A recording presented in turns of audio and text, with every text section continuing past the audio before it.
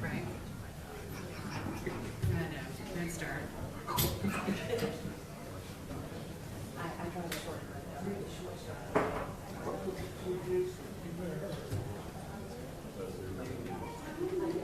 Hey, Frank.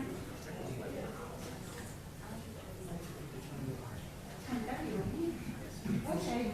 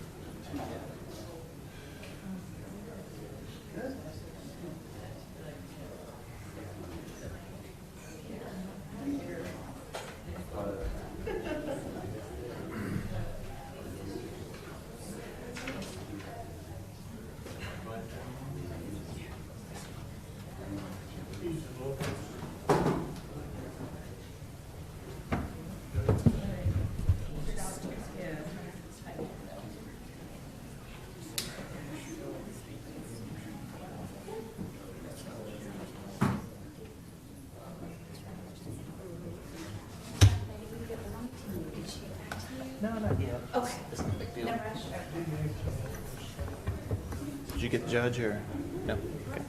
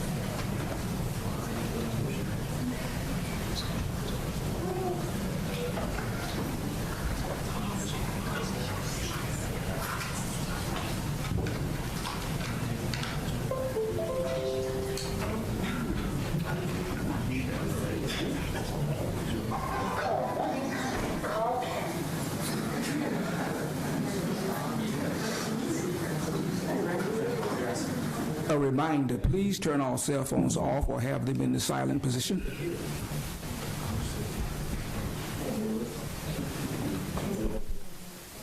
Yeah, he's in trial. I think Judge Leonard is good. So let it come up. Just let us know. Okay, thanks, Charlotte.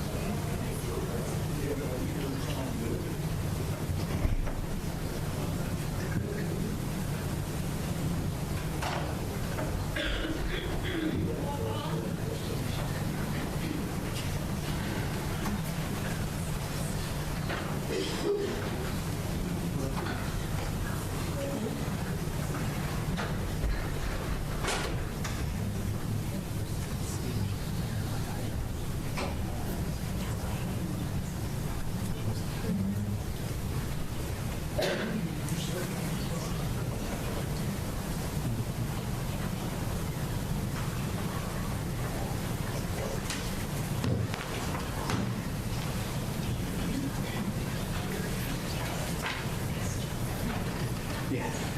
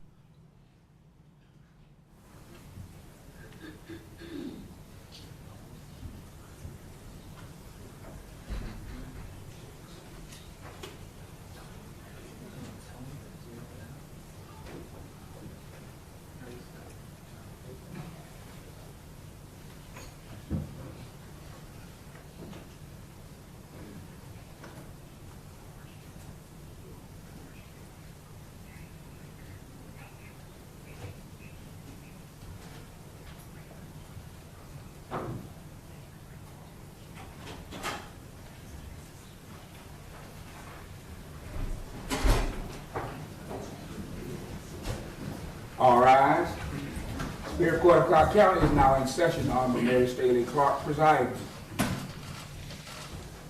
Please be seated and turn all cell phones off.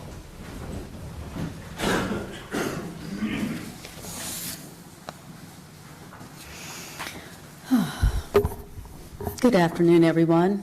I've already, press had some inquiries about whether they needed Rule 22s again, and I didn't see any reason for that, so we can dispatch with that. Prior objections can be noted for the record. Will that be sufficient for the defense? Yes, ma'am. Very good. We are here to conduct the sentencing in the case of the State of Georgia versus Justin Ross Harris. Brian, do you have a copy of the Bill of Indictment?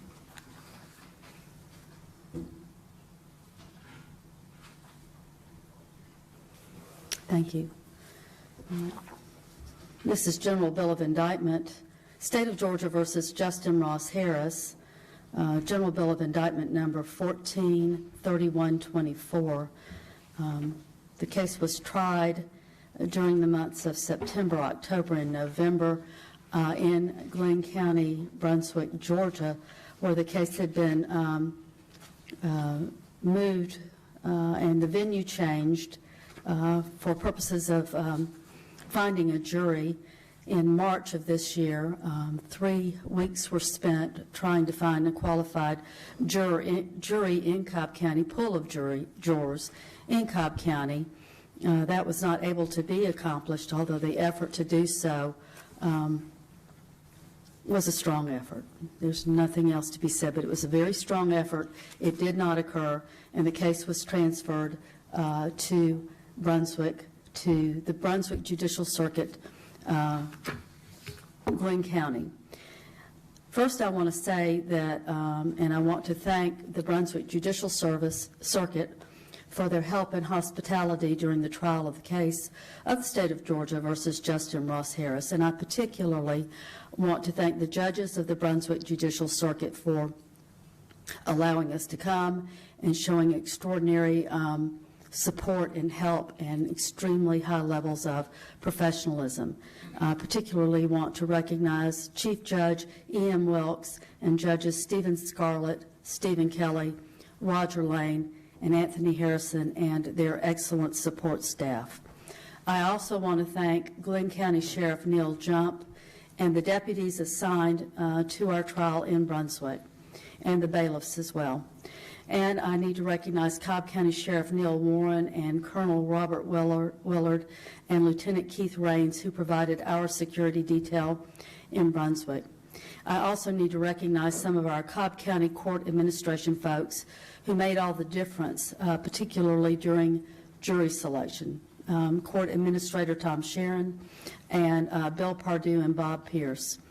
And David Tyler with Cobb TV 23, who worked with the press and made that interface seamless. I want to recognize the excellent legal representation both sides of this case received, the State of Georgia and the defendant, Justin Ross Harris. I want to recognize from the District Attorney Vic Reynolds' office, Chuck Boring, Jesse Evans, and Susan Treadaway. And I want to recognize for the defense, Maddox Kilgore, Brian Lumpkin, and Carlos Rodriguez. Ladies and gentlemen, it was a professional pleasure to work with you under trying circumstances exacerbated by 2 hurricanes. Now, before we take evidence and argument, I want to clarify for the defendant and the public the sentencing parameters based on this bill of indictment. I want to turn our attention to count 1 of the bill of indictment. That will be the count of malice murder, to which the jury has found the defendant guilty. Mr. Boring, what do you contend are the sentencing parameters? Judge, I believe for that count, the parameters are either life with the possibility of parole or a life without the possibility of parole.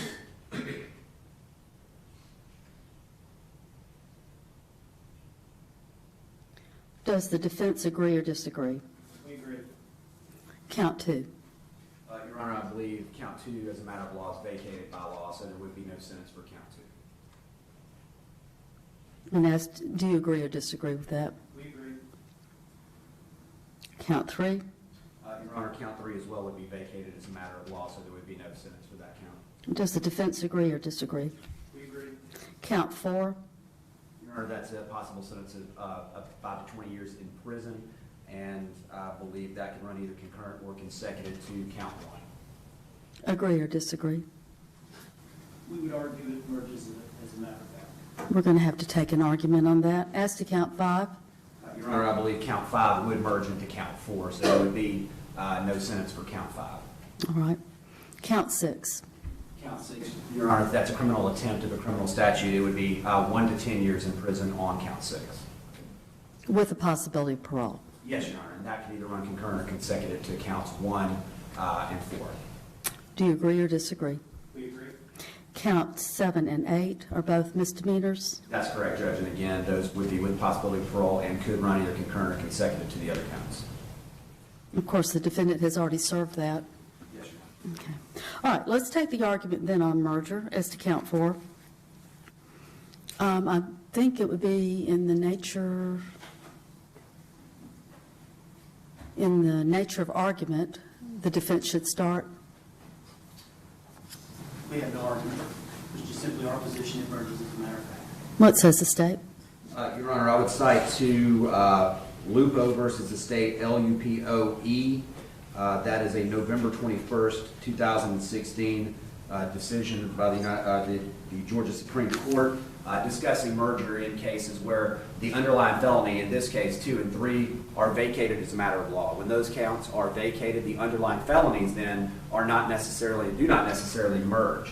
In this case, it was armed robbery, aggravated assault, and other acts or other crimes charged that did not merge as a matter of law into malice murder. Both crimes had different elements. Your Honor, also cite to Noel versus the state, which is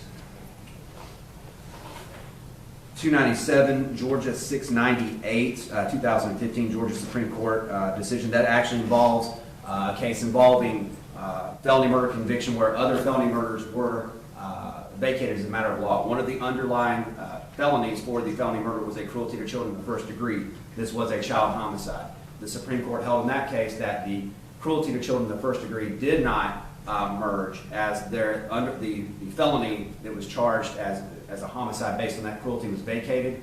Thus, the Supreme Court actually said it needed to be sent back for resentencing because there should have been a sentence exacted on the cruelty to children. That's exactly what we have here. Any further argument of the defense? No, ma'am. I find that because of the convictions in counts 2 and 3 being vacated as a matter of law, in count 4 there is no merger, and therefore the sentencing parameters are 5 to 20 years. And I note the defendant's exception to the court's ruling. All right. I believe we're at a point where we can begin to take evidence in aggravation and mitigation. Does the state have anything to say before we do that? We have no further evidence than what was put out of trial, Judge. And for the defense? No evidence. All right. Then we have argument. We can proceed with argument. I'm ready to hear what you all have to say. Your Honor, we would waive the opening remarks. For the defense, We have no argument. you need to be standing up when you speak to me. We have no argument. Thank you. And your argument. Just for appellate purposes, I think we all understand why the defense would be doing that, but just as a matter of record, we'd ask them to put on the record, this is a matter of trial strategy. They've discussed it with Mr. Harris, and they're making the trial strategy decision not to present any mitigation evidence at this time.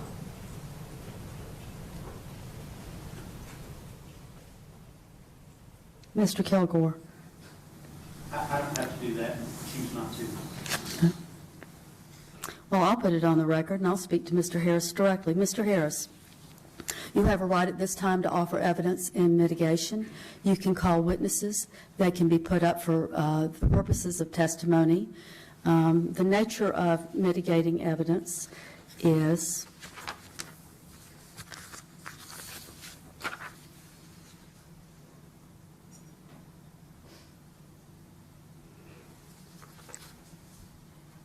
mitigating or extenuating facts or circumstances are those that do not constitute a justification or excuse for the offense, but that in fairness and mercy may be considered as extenuating or reducing the degree of moral culpability or blame. Evidence such as that is generally along the lines of lack of a prior conviction, youth of an offender, circumstances such as perhaps drug addiction or something along those lines. And every defendant is entitled to have that presented in a sentencing hearing before a court considers an appropriate sentence if they wish. They can put up evidence. If there is no evidence, the evidence of the trial can be considered, just as for the state in the nature of aggravating evidence. And whether to do so or not is a defendant's choice after consultation with counsel. So I want to make sure that you heard what I just said to you. Did you hear what I said? Yes, ma'am. Have you consulted with your attorneys about this? Yes, ma'am. All right. If you have any disagreement with the way it's being conducted, now is the time to speak. All right. All right. Is there anything else the state has concerns of? No, Judge, I believe that handles that. I'd like to proceed. Yeah, Judge, there's not much to argue or say in this case. I think the evidence that was presented at trial and the jury's verdict basically says it all. The evidence showed that this defendant was driven by selfishness and committed an unspeakable act against his own flesh and blood in this case. Because of his behavior, a 22-month-old child was killed. Child's death in the most torturous, horrific, unimaginable way possible. Because of that, Judge, and because there is absolutely no mitigation in this case, there is no justification. This is basically the most aggravated type of killing of another individual, specifically a young child. And I think that based upon the evidence that came out and the acts of this defendant, that there's only one sentence that reflects the evil nature of what he did. So, Your Honor, we're going to ask for a sentence, the maximum allowed by law. We would ask for, on count one, the defendant to be sentenced to a term of life, that be served without parole. I would ask that in count four, cruelty to children in the first degree, the defendant be sentenced to a term of 20 years to serve, and for that to run consecutive to count one. I would ask that count six, the defendant be sentenced to 10 years to serve, and that 10 years be to serve consecutive counts 1 and 4. Count 7, he be sentenced to 12 months to serve, he be sentenced to that term to run consecutive to counts 1, 4, and 6, and that count 8, the defendant also be sentenced to 12 months to serve, to run consecutive to counts 1, 4, 6, and 7. Judge, that would be a sum total of life in prison without parole, plus 32 years to serve consecutively. I believe that the evidence in this case and the jury's finding that this man intentionally killed his child in the worst way possible necessitates this sentence and only this sentence.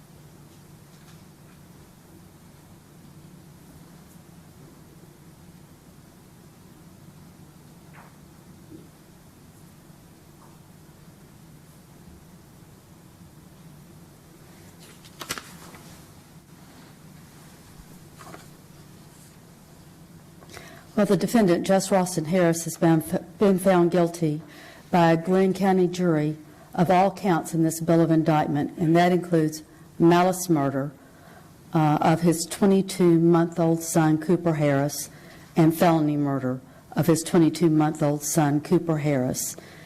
He's also been found guilty of the underlying felonies and misdemeanors. It now becomes my duty to determine what punishment will be imposed for these offenses. In arriving at this determination, I am authorized to consider all of the evidence received in court during the trial of the case, except for any evidence that was offered for a limited purpose. I am by law to consider the facts and circumstances of extenuation and mitigation of punishment, if any, as well as evidence in aggravation of punishment. Court should be mindful that mitigating or extenuating facts or circumstances are those that do not constitute a justification or excuse for the offense, but that in fairness and mercy may be considered as extenuating or reducing the degree of moral culpability or blame, except for the fact that the defendant has no prior criminal conviction.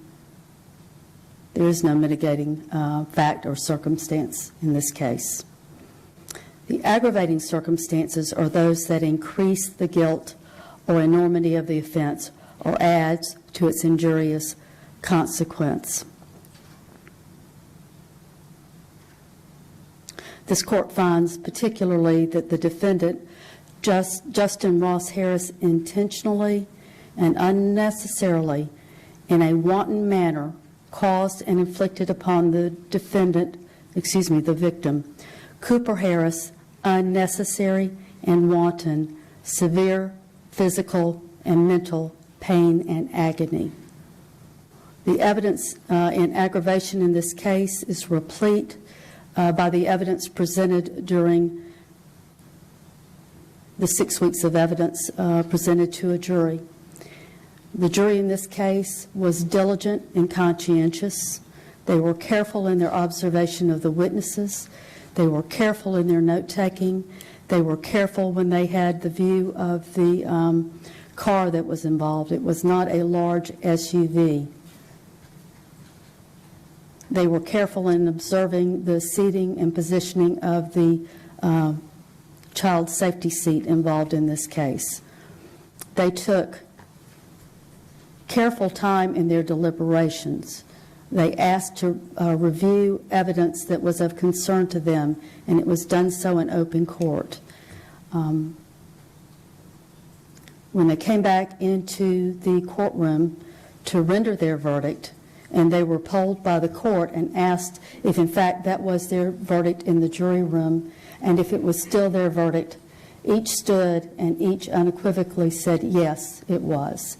There was no hesitancy, there was no reservation, there was no indirectness in their answers at all.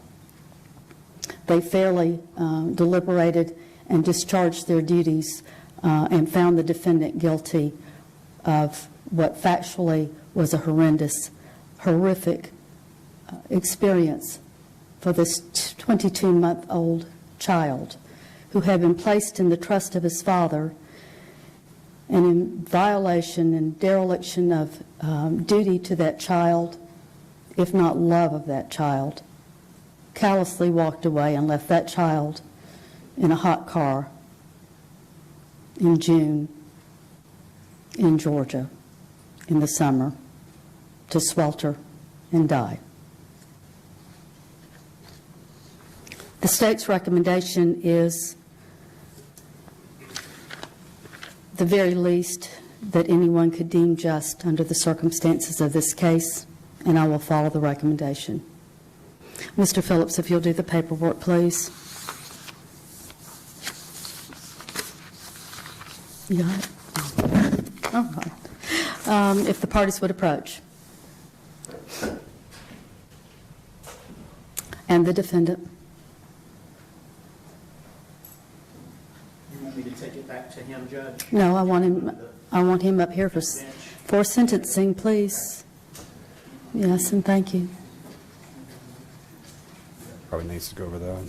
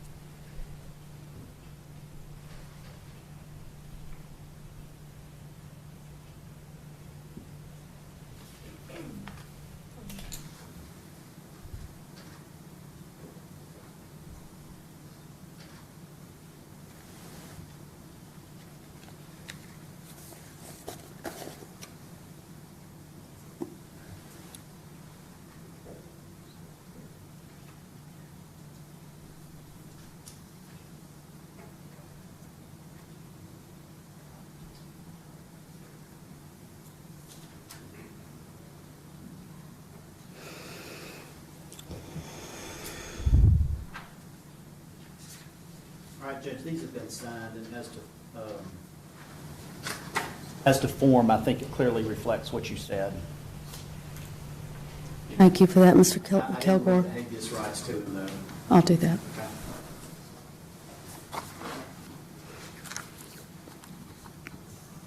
The court pronounces the following sentence in the case of the State of Georgia versus Justin Ross Harris, criminal action 14-93124. As to count 1, the court imposes the sentence of, as to malice murder, with the jury having found the defendant guilty. Sentence of the court is life to serve in confinement without parole. As to count 2, felony murder, guilty. It's vacated by law due to the conviction on count 1. As to count 3, felony murder, disposition by the jury of guilty. It is also vacated by law due to conviction on count 1. As to count 4, cruelty to children in the first degree, the jury having found the defendant guilty, the sentence of the court is 20 years to serve in confinement. This will be consecutive to count 1, malice murder, life to serve in confinement without parole. Count 5, cruelty to children in the second degree, the jury having found the defendant guilty, it will merge into count 4 as a matter of law. As to count 6, criminal attempt to commit a felony, to wit, sexual exploitation of children, with a disposition by the jury of guilty, the court imposes a sentence of 10 years to serve in confinement, consecutive to counts 1 and 4. As to count 7, dissemination of harmful material to minors, with the jury having found the defendant guilty, the court imposes a sentence of 12 months to serve in confinement, consecutive to counts 1, 4, and 6. And as to count 8, dissemination of harmful material to minors, the jury having found the defendant guilty, the court imposes a sentence of 12 months to serve in confinement, consecutive to counts 1, 4, and 6, and 7.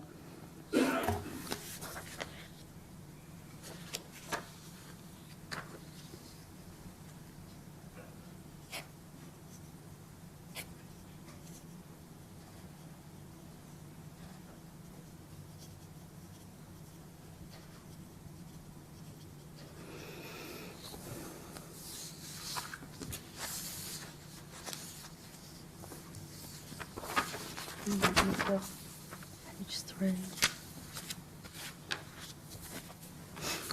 Mr. Harris, this is to advise you that you have the right to file any action for habeas corpus brought pursuant to Title IX, Chapter 14, Article 2 of the Official Code of Georgia. It must be filed within 1 year from the judgment of conviction on misdemeanors or 4 years from the judgment of conviction on felonies becoming final by the conclusion of direct review or the expiration of the time for seeking such review. That would be the 5th day of December, 2016. You also have a right to appellate review. I know that you've discussed that with counsel because you and I have discussed that previously. So let this serve to remind you that you have 30 days in which to file the first steps toward appellate review. Mr. Kilgore has already advised the court that he either has or will, I would assume will, file a motion for new trial and take the appropriate appellate steps. Is that still your intent, Mr. Kilgore? Yes, ma'am, we'll take care of it. I appreciate that. My final observation is this, Mr. Harris. I went back and reviewed and thought about your statement to the police and your statement to your wife when you were taken into custody. And it stood out to me that in both of those, you took the occasion to express your wish that you would be an advocate so that people would never do this again to their children. And I would say, perhaps not in the way that you intended, but you in fact have accomplished that goal. All right. Anything else for the state? No, Your Honor. Anything else for the defense? You can take the defendant into custody.